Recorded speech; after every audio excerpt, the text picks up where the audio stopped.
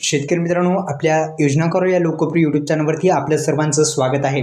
एकंदरीत आपण जर पाहिलं तर आधार लिंक आणि डीबीटी मार्फत थेट येणारा हप्ता पीएम किसान महासन्मान निधी योजनेचा 21वा हप्ता हा आता 21वा हप्ता शेतकऱ्यांच्या बँक खात्यामध्ये आता दिवाळीनिमित्त जमा व्हायला पाहिजे, कारण की अतिवृष्टीमुळे शेतकरी बांधवांचं फार मोठ्या प्रमाणात नुकसान झालेलं आहे। आपण एकंदरीत पाहिलं तर हा हप्ता कोणत्या दिवशी येऊ शकतो या संदर्भात संपूर्ण माहिती आपण जाणून घेऊ। एकंदरीत आपण या यूट्यूब चॅनलला सबस्क्राईब केलं नसेल तर सबस्क्राईब करायला पण विसरू नका। तर 21व्या हप्त्या संदर्भात संपूर्ण बातमी आपण जाणून घेऊ आणि 21व्या हप्त्याची जमा केलेला आहे, कोणकोणत्या राज्यामध्ये जमा झालेली आहे या संदर्भात सुद्धा माहिती पाहूत। व्हिडिओला शेवट लाईक करा आणि या यूट्यूब चॅनलला सबस्क्राईब केलं नसेल तर सबस्क्राईब करायला पण विसरू नका आणि या व्हिडिओला लाईक करायला पण विसरू नका। तर एकंदरीत आधार संलग्न बँकेमध्ये आणि डीबीटी मार्फत पीएम किसान योजनेचा 21वा हप्ता हा शेतकरी बांधवांच्या खात्यामध्ये राज्यातील शेतकऱ्यांच्या खात्यामध्ये जमा व्हायला पाहिजे। अतिवृष्टीमुळे पिके पाण्याखाली गेलेली आहेत। आपण सर्वांना माहिती आहे की अतिवृष्टी फार मोठ्या प्रमाणात